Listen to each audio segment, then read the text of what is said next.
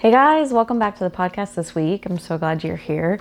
And I just want to say thank you so much for listening because obviously without you, this does not exist. This podcast doesn't exist. So thanks so much for being here. I really, really do appreciate it. And I hope if my words are in your ears right now, that you truly understand how important it is to me that you know how much I appreciate you, how much I appreciate you listening. So thank you.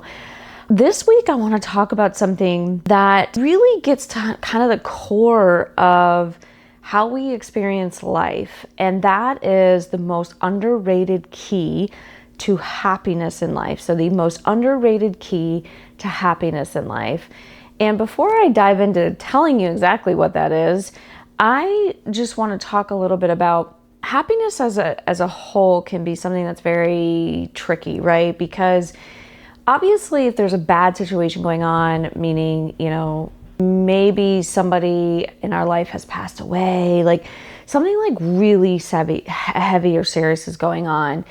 And so to think about happiness feels a little silly, right? Like it's like, well, I'm not supposed to be happy in this moment. And so it's really important for us to think about even the meaning of happiness, right? Like the meaning of what does it even mean to be happy? And is that a choice versus a feeling versus something that happens when we're, more situational, more conditional, right? And ideally, happiness is something that's more at our core and more of an experience of we can find a way to feel in our own world, in our own comfort, and that be happiness for us versus this very conditional experience that we often lean into or expect life to have for us. So conditional meaning, if I'm in this like kind of summer experience of life, maybe my relationship is going really well, my job is going really well, my kids are doing well in school, the weather's perfect. We can't necessarily think about happiness when all conditions are perfect, because if we do, I think most of us will just generally feel unhappy, right? And so I wanted to talk a little bit about that because I feel like it's important to understand that when I say happiness, I'm not talking about this like lovely moment that we have in life when it's a very summer-like experience that we're having, meaning everything feels kind of perfect. Happiness more so in the realm of we have a space in our own selves that allows us to choose gratitude and comfort and peace and lightness in any kind of given moment. And that's hard sometimes because, again, life is life, life happens, life's, right? And so happiness, generally speaking, can be a little arbitrary, or it can be a little bit fleeting, or it can feel even kind of, is that even a thing at all? Do we put it on a pedestal? We could go on and on with this, but I wanted to kind of flesh that out a little bit, just kind of my generalized thoughts of happiness before I dove into the most underrated key to happiness, because ultimately I want you guys to feel like I am not living in la la land. I'm not in the clouds, right? Wouldn't it be lovely if I just lived in a land of happiness and rainbows and butterflies and no pain ever happening, right? I heard something the other day. It was from Kathy Heller, and she said, this isn't like a saying that is new or anything. I think I've heard it before, but I heard it recently through Kathy Heller. And she was saying how pain is inevitable, but suffering is a choice. And I think that's kind of what I'm trying to get at here in the realm of when we talk about happiness, because it really does come down a lot of times to, am I going to choose to enjoy this moment even if it sucks, even if someone is mad at me, even if my life's not perfect, even if I don't have $1 million in the bank account, right? So I want to flesh that out a little bit because I want you guys to understand, like, I'm not in the clouds with this, like I don't feel happy all the time in the sense of, oh, look at me, I'm happy. Like, I'm just smiling all the time, no matter what. 100% I'm not that way. A lot of times I'm even kind of gloomy or down, but inside I'm happy because I feel satisfied with my life. Like I have peace with my life. And so again, I just want to flesh that out because I don't want there to be this understanding that happiness looks perfect, or happiness looks like you're smiling all the time, or happiness looks light all the time. No, like sometimes shit's going to be heavy, right? Like sometimes something bad happens in your life or in the news, or with a friend or with your kids, or maybe your kid's getting picked on at school and you got to deal with that shit. Like there's all sorts of life stuff that happens. And so happiness is more at the core of generalized happiness, generalized experiencing. Like I can understand and believe that there's a higher power. I can understand and believe that I'm exactly where I'm supposed to be, and things are happening to me or happening for me exactly as they're supposed to. So it's more that kind of idea of happiness, okay? And again, I'm just saying that and fleshing that out a little bit with not a lot of structure here, because I want you to understand that when I talk of happiness, it's not this thing that's like super esoteric and like happening all the time and means like there's a big fat smile slapped on my face at all times. Absolutely not.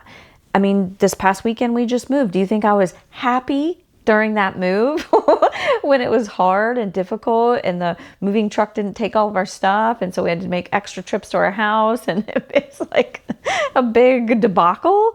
No, but inside I have peace with my life and I can laugh at the situation. I cannot be ugly to the movers. It's not their fault, right? That's happiness, right? Because if I was not happy inside, I probably would have yelled at the movers. I would have called the company and screamed at them. I would have, yelled at my husband because whatever arrangement he made was incorrect. Like I could have went in all different angles, but I didn't. I stayed calm. For the most part, I had one moment where I wasn't so calm, but it was by myself and it didn't come out on someone else, right? Like I had my own a moment of anger by myself versus the anger coming out on another human being and coming out sideways. So when I talk about happiness, that's what I'm talking about. And I wanted to be clear because or at least semi-understood, because I don't want there to be this, this weird feeling between us that you think, oh, Melissa's life's just perfect and she's happy all the time and she walks around with a big fat smile slapped across her face. Not so much, folks, not so much. I have down days, depressed days, anxious days, sad days, days where I'm frustrated just like everybody else in the world. But I also have a core feeling inside of peace and knowing I'm exactly where I'm supposed to be and things are happening for me, and there's this generalized contentness inside of me, okay? So when I talk about happiness, that's the direction I'm going, okay? So that is that. So then the question kind of comes back to, what is the most underrated key to happiness in life? And one of the most underrated keys to happiness in my world is coming from a place where we learn how to talk to ourselves more than we listen to ourselves. And so the key is learning how to talk to ourselves versus listening to ourselves. So the underrated key to happiness is we get to a point where we understand how to productively talk to ourselves more than we listen to ourselves. Now, let me be clear on something, because if you've listened to me for 5 seconds, one of my key foundational messages is learning how to honor yourself. That's what the whole podcast is about. And so obviously there is a listening component to that. But the listening component to that is more from a you to your soul listening component, so that you can attend to your emotions, because I truly believe that the soul speaks in emotions. And so much of life is listening to those emotions. But the part that we kind of go off the rails on here in life and gets us to a place where we don't have that key to happiness is we are listening to ourselves up here, right? Like, and I'm pointing to my head for those who can't see me and you're listening to my podcast. Most of us go at life with the lens of listening to ourselves, and that listening to ourselves is not coming from our soul. The listening to ourselves is actually coming from our mind. And our mind inherently looks at things through a lens of survival for the most part. And survival comes in all sorts of shapes and sizes. A lot of survival comes from a place of fitting in because we are very tribal beings and we're supposed to be able to fit into a tribe so that in case there's danger, there's a tribal approach and not necessarily this individual approach, because the individual would put us at risk of attack more easily and make us susceptible to the outside forces, and we wouldn't have this like group mentality or pack mentality to approaching life and danger. And so much of life is about survival, and the survival is in this place of I must fit in because I must be a part of the tribe, and I must be a part of the tribe because if I'm part of the tribe, I have more chances of survival. So a lot of our life comes from that lens of listening to the mind, and when we listen to the mind, a lot of times, a significant portion of the time, the mind is speaking in the framework of survival. And so unfortunately, the mind comes from a place of a lot of negativity, because if it can motivate you through the negative talk and the negative speak, then there's more of a likelihood for you to take action toward the things that'll allow you to fit in and survive, okay? And so just to be clear, when I talk about the key to happiness in life, or sort of that most underrated key to unhappiness in life, being about learning how to talk to ourselves more than we listen to ourselves, is coming from a place of and consideration of the mind talking to us all the time. So when we do this talking, again, most humans have an internal dialogue, and mostly it's naturally negative because the ego is very strong, the survival mechanism is very strong. So if all we ever do is listen to that voice, we will be very unhappy, right? Because that voice says things like,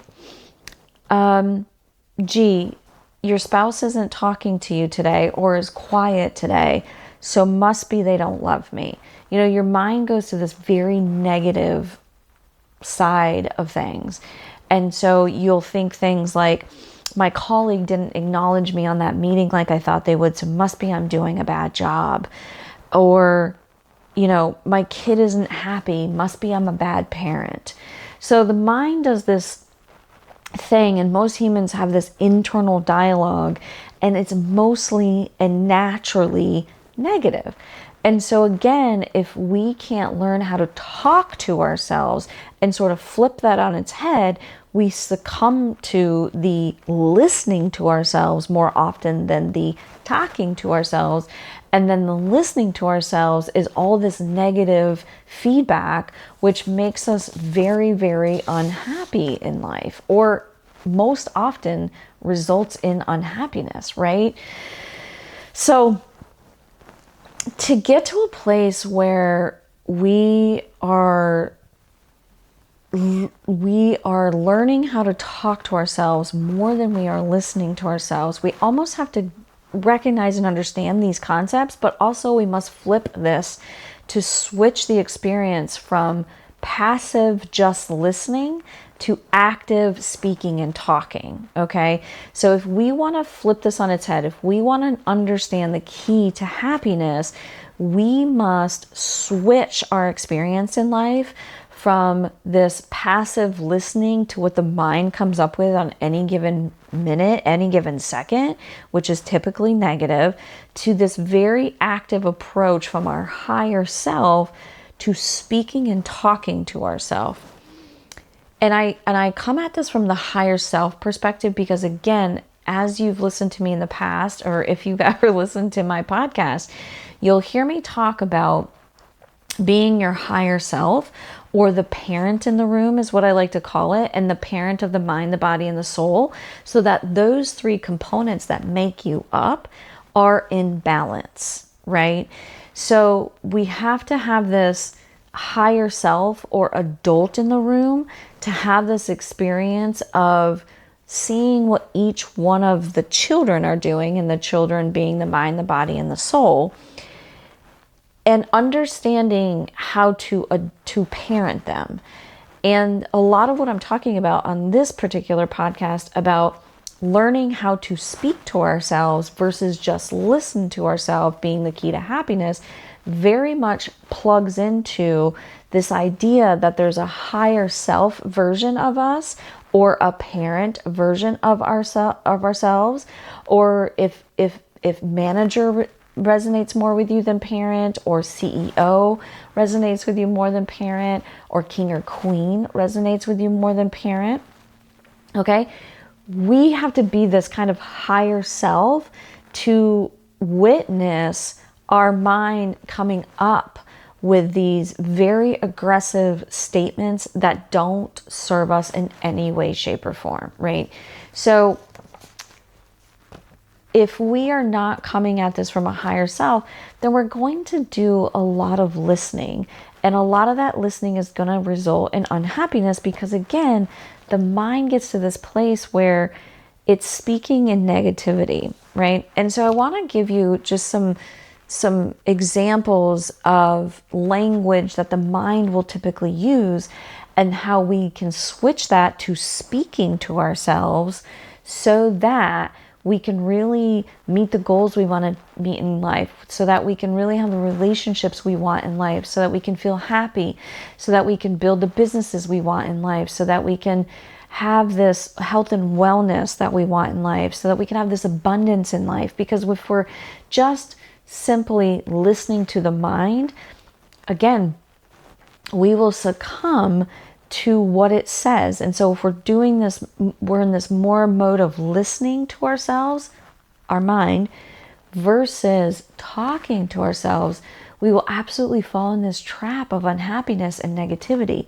And so I always say, like, language is so important. Language is a very important thing. And some of the things that our mind naturally does, that if we listen to, we're not going to have the kind of life we want. We're not going to feel happy like we want to feel. We're not going to have the wellness we want. We're not going to have the relationships we want. We're not going to have the career we want. We're not going to have any of this abundance in life if we're just listening to the negative ideas and thoughts that we just kind of naturally have. And if we just let it happen like it's the wild, wild west, so we have no control over it, we'll end up in a very unhappy place, a place that we don't feel good on on a daily basis. And so when I say language is so important, what I mean is, and if we fall into this listening place, what we will hear oftentimes is words like I can't, or I can't do this, or I can't do that, or I can't make myself get up out of bed in the morning to go to the gym. I can't eat healthy. I can't have the relationship. I can't be honest with my spouse. I can't go to work and stick up for myself. So can't. Like, again, if we just passively listen to that, we will fall into this trap of not having the things our soul truly wants in life. So can't is a big one that I want you to pay attention to and try catching yourself just listening to and going along with, instead of proactively speaking to ourselves. I can do this. I can have that. I can stick up for myself. I can get out of bed in the morning. I can be healthy. But if we just listen and we don't have the proactive approach of speaking or talking to ourselves at a higher level or from a higher place, we will inevitably have this like kind of limited disposition. We will be very much limiting ourselves in life, very much limiting ourselves in life if we just passively listen to these negative thoughts that we naturally have. So can't is a big one that I point out to people. So I'd like for you this week to pay attention to when you say, I can't. Another big one is, this is hard. Now, I know that as I started this podcast, I don't want to live in la la land. Like, I don't want to be in the clouds and say nothing is hard. In fact, sometimes it's kind of good when things are hard, because when something is a challenge and we overcome it, that gives us this like really beautiful confidence for our soul to say, more please. And then we have this ability to take aligned action in life that gets us more of the greatness of our life. So I'm really careful with this one. But when you find yourself more often than not saying, this is hard, or that would be really hard, if you say it a lot, then there's this essence that will end up happening where you fall into this place of just giving up or not trying or thinking life is just hard all the time. And when life can actually feel a lot more easeful than that, cool things can happen to us because we're connected with the divine, and we don't have to think about life being so hard and so heavy all the time. And so if this is hard is a statement you say a lot, and everything is hard, everything is difficult, everything is complicated, that's probably a place to pay attention to and start flipping that on its head of saying, this is an opportunity. What a great opportunity I have right now to overcome my fear of conflict. What a great opportunity I have in front of me to overcome my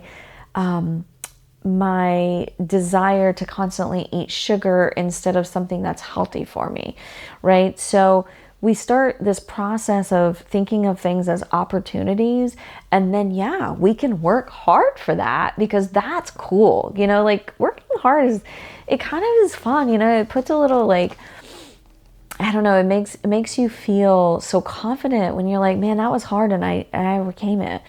Even with my moving situation this weekend, that was an opportunity. That was definitely an opportunity to activate my physical strength and my mental strength and my spiritual strength, and knowing that whatever is happening to me is for a reason and I'm going to learn from this, right? So if you're a person who's constantly saying things like, this is hard, that's hard, this hard, my relationship is hard, my job is hard, my relationship with my dog is hard, my relationship with my kids is hard, it's going to be almost like a self-fulfilling prophecy, and then just everything in life is going to feel difficult for you, okay? Another one that I like to pull out from a language standpoint, and where we get trapped into listening more than we're speaking to ourselves, is I must be fill in the blank. I must be stupid because my boss called me up and spoke to me about something I could do better. I must be ugly because nobody wants to marry me. I must be dumb if I get a review at work that's not as good as I wanted it to be. I must be unattractive to the rest of the world because nobody wants to marry me, right? So a lot of the language, I must be fill in the blank, and it's a negative word. Again, this is where we get trapped into listening to ourselves more than speaking to ourselves. So that's an easy one. You can just flip that on its head. I am smart. I am beautiful. I am loved. I am accepted.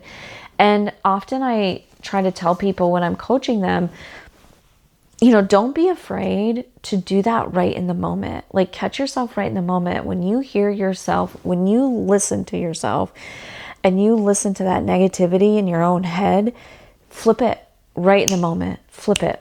I also want to offer this to you when we think about the speaking component of all of this. So what I want to offer you to you is, much of our life is driven by the fact that we don't actually love and accept ourselves. And a lot of the reason for that is because exactly what we're talking about here, that we spend way too much time listening to the negativity in our own heads and not enough time loving and accepting to ourselves.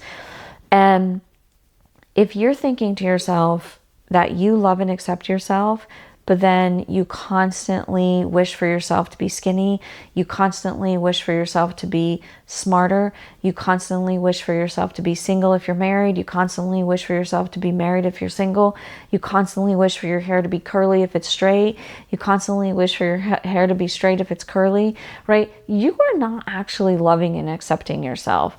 And a lot of the reasons we don't do this is because in our own minds, if we accept the way we are right now, that must mean we will never change. And then that becomes very, I would say, almost dangerous to our mind, because then the mind goes, hold on, if you love and accept yourself, that must mean we're never going to change, which means we will never be loved. We will never be accepted by this tribe. So the mind's in this constant state of trying to get you to not love and accept yourself, because it thinks that's what will motivate you to become something different than you are. When in reality, what we came here for is to become what we came here for, from our soul's perspective. And so from the divine's perspective, versus our mind constantly trying to contort ourselves into something different so that we're loved and accepted by the external world. So when we think about this idea of learning how to speak to ourselves versus listening to ourselves, we have to get in the habit of this pretty proactive approach, right? Because it's not just going to come naturally, unfortunately. So what we have to do instead is sit with ourselves and help ourselves understand that even if you're 400 pounds, I still love you. Even if my spouse wants to divorce me, I still love you. I'm still here for you. Even if mom and dad think we're the worst daughter or son that they've ever raised and we're the worst kid out of the group, I still love you. So you have to have this proactive internal dialogue of acceptance and love, and overcome the speaking component of our life that is way too rampant, that we buy into, that we listen to, and we take it almost as gospel or rhetoric, right? And on top of it, we have a lot of feedback coming at us all the time on social media and news and other people and our colleagues. And so then it becomes not only our own thoughts, but it becomes a part of this externalness that comes in and gets into our brain. And now we're seeing our life through that lens, not even our own, but everybody else's too. And so having times in your day where you spend with yourself and you go inward and you accept and you love and you do this proactively, this is the key to happiness. Because if we don't do that, we are subject to just continue to listen to what our mind is constantly saying. And our mind is unfortunately not the best spokesperson for positivity and happiness. It's actually the direct opposite. So what I want to leave you with is going to a more proactive approach when it comes to speaking to ourselves, and learning how to do that so that we don't let the mind get away with telling us how terrible we are, or how much of a piece of crap we are, or how bad we are, or how bad of a spouse we are, how bad of a colleague we are, how bad of a parent we are, how bad of a friend we are, right? We have to get into this place where when we hear it, we go, first of all, that's an interesting thing, that's what my mind's coming up with. Flip it on its head immediately and very quickly and in the moment, so that it doesn't kind of get too far ahead of us and that becomes our reality. Because that's what ends up happening. If we continue to say something to ourselves and we embody that and we listen to it, then we become it. And now we're down the road so far, it almost feels like we can't come back from it, right? I was like, oh yeah, I am a spinster who's ugly and will never get married, so now I'm just not going to try anymore, and I'm going to sit at home and I'm going to eat bonbons and I'm going to gain a lot of weight and I'm going to be very in my mind, unattractive to other people. And now it becomes a self-fulfilling prophecy. And now it becomes a place where, how do I come back from this? How do I respect myself enough to go out for a walk and start eating well and love myself? You see? So if we can't understand and embody the fact that we love and accept ourselves, then we start doing the self-fulfilling prophecy of what our mind is saying. And then we get into this place that's so deep and so dark, it's hard to come back out of it, right? So we need to learn how to speak to ourselves and not how to just listen to our mind. And this understanding will help us get a lot closer to a place of consistent baseline happiness. And again, that does not mean we walk around with a smile splattered all over our face and nothing is ever wrong in our life. No. There's always going to be something going on in our life. Almost always. I don't think I talk to one single person on any given day or any given week that they don't have something going on in life that is an opportunity, right? That is challenging them or helping them grow or getting their soul to go through a certain experience that they need to overcome. And so I just want to make sure that when we look at this type of information, that we're not talking about this idea that we're just like in the clouds and nothing's ever quote unquote wrong with us, right? But that we're at a place where we understand that if we're talking about happiness, one of the keys to that is learning how to speak to ourselves and override that negativity that often comes from our mind and the negativity that often comes from the outside world. And we can love and accept ourselves, and we have a proactive approach to speaking to ourselves about that, or talking to ourselves about that, and talking with ourselves about that, versus this very passive approach that our mind dictates and our mind creates and is unfortunately very negative. Okay? Real quick before you go, if you want to start the journey of learning how to honor yourself, I'd love for you to go into the show notes, click the link to my 3-part mini series email that you will get directly to your inbox that gives you the outline of how to start honoring yourself and digs a little bit deeper into this understanding of our mind, our body, and soul, and balancing them and parenting them so that we have this life that feels very peaceful and happy and abundant and free, and not this chaotic, self-loathing, not peaceful, not healthy, not well, not happy life. If you are looking to truly start changing where you are at, and that doesn't necessarily mean to be like your entire life needs to change, but that could be just, you're not very happy with the relationships. You're not very happy with your health and wellness. You're not happy with the amount of wealth that you have in your life. Maybe you're not very abundant and you want to be.